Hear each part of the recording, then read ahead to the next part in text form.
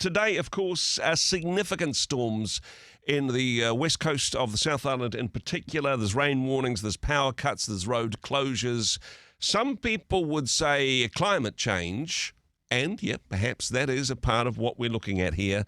Other people just want to blame the government because that just seems like a convenient thing to do. Joining us to look at the environment through a political lens, Tash McGill. Tash, kia ora, so nice to see you again. Hey, great to see you. And look, I'm sorry, is it raining where you are? No, it should be, though. God's judgment upon my neighbourhood. However, no criticism, of course, for the good people of the West Coast. It is a beautiful part of New Zealand, although it does rain there quite a bit. Perhaps they get more than their fair share. I'm not sure that's climate change. I think that's just geography, right?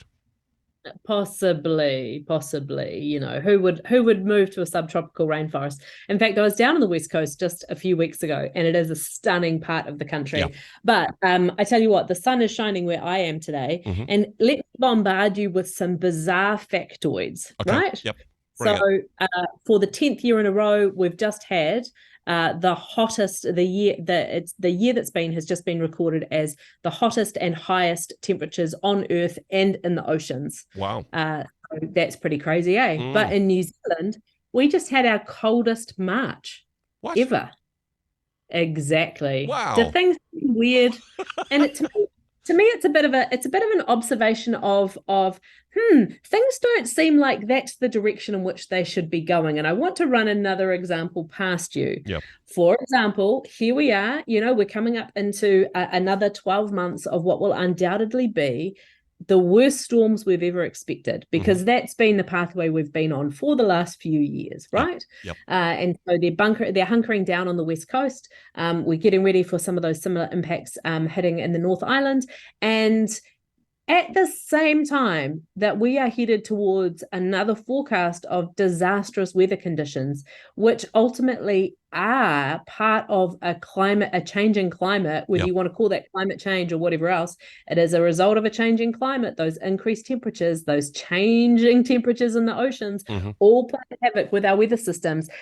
At the same time, in another lesson of observational opposites, in order to meet government requirements for cost cutting, NIWA, the organisation that is devoted to researching and addressing climate change in Aotearoa, New Zealand, has just announced that they're going to have to slash 80 to 90 jobs. What?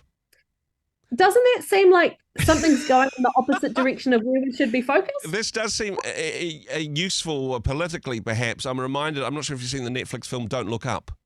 But if we don't have enough scientists around to measure just how bad the climate is, then maybe it won't be so bad. Just don't look at the statistics, and then we'll all be in ignorant bliss. I'm not sure that's a great long-term strategy, Tash.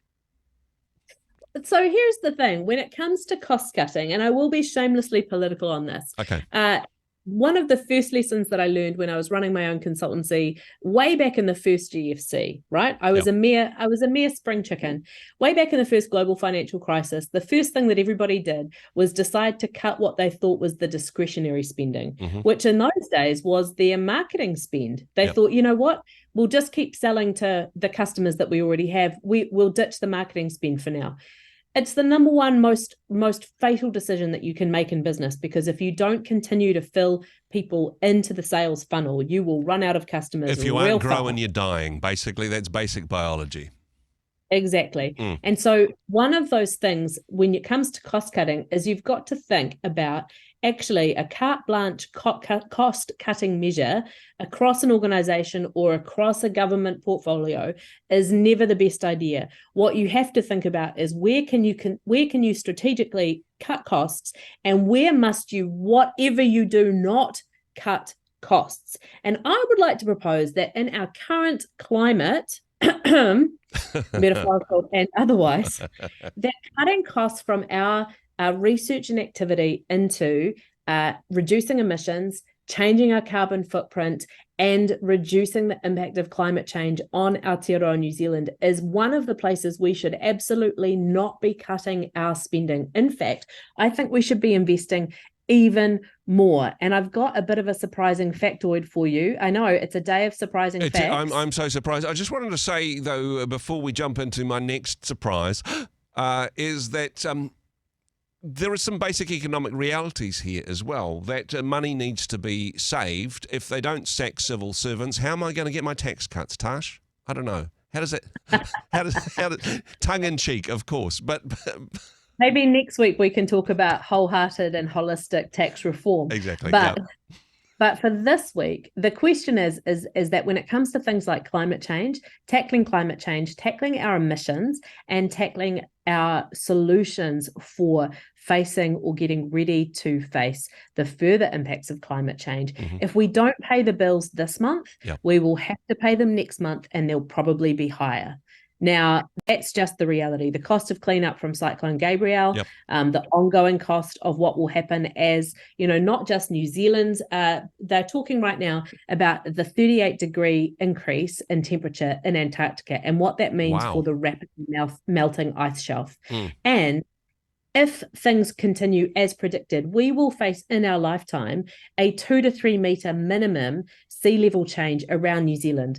That means currently it's somewhere between 750,000 and 1 million New Zealanders will be forced to relocate out of places like Christchurch, Wellington, Auckland. We will be retrenching. So if we don't start paying the bill for the scientists, the researchers, and for the strategists who are going to help us come up with some tighter, faster, better solutions, we're going to be facing much larger bills in 5, 10, 20, and 25 years' time. And we won't be able to just pass those off to our grandkids, because I tell you what, we're not building the infrastructure now that we need to support that long-term survival rate. Here's the scary surprise, Andrew.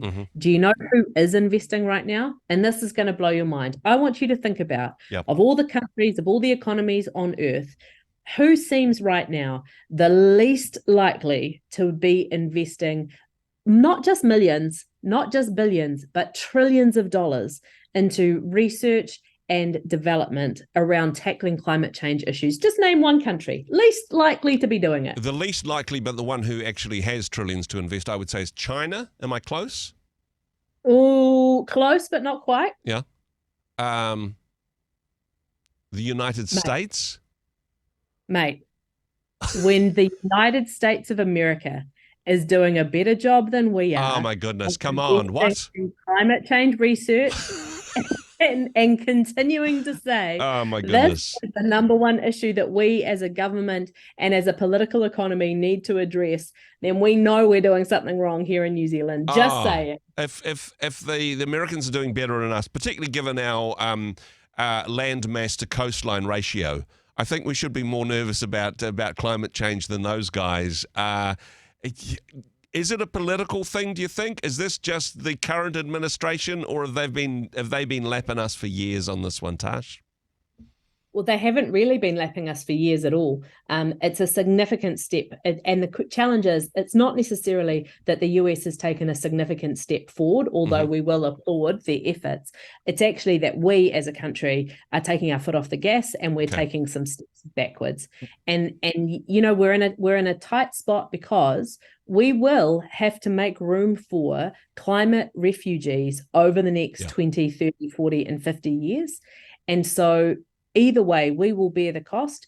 We've got to start thinking now about, we don't want to carry as much debt as we are. Yes, the coffers might be feeling a little bit empty, but we've got to think really, really carefully about where we put that focus and priority. I've always said the core focus of government needs to be the economy, infrastructure, healthcare, and education, but I'm adding a fifth. I think we absolutely now need to consider environmental investment as a cornerstone of what our future economy needs to look like. And maybe if we are going to take out more loans, if we are going to incur debt, if we are going to keep investing versus cutting spending, I think that this is one of the places that we just have to do it. My top 4 has gone to top 5 in terms of where we need to be investing and looking and demanding some action and response from our politicians. Sacking all of our top environmental scientists probably isn't a good move, although they've probably got jobs in America, of course. It's a growth industry in that part of the world. Tash, very much some food for thought. Appreciate your wisdom and insight as always. Thanks so much for joining us. Hey, thanks very much for joining us in the Rhema studio. Thanks very much for watching the interview. It's It's kind of nice to have an audience, actually. And if you did like what you watched, then do give us a like, do give us the thumbs up. And if you'd like to see more interviews like that one, or perhaps even better, subscribe and those interviews will come straight to you. Don't forget to turn on your notifications, and we'll see you in the next one. Cheers.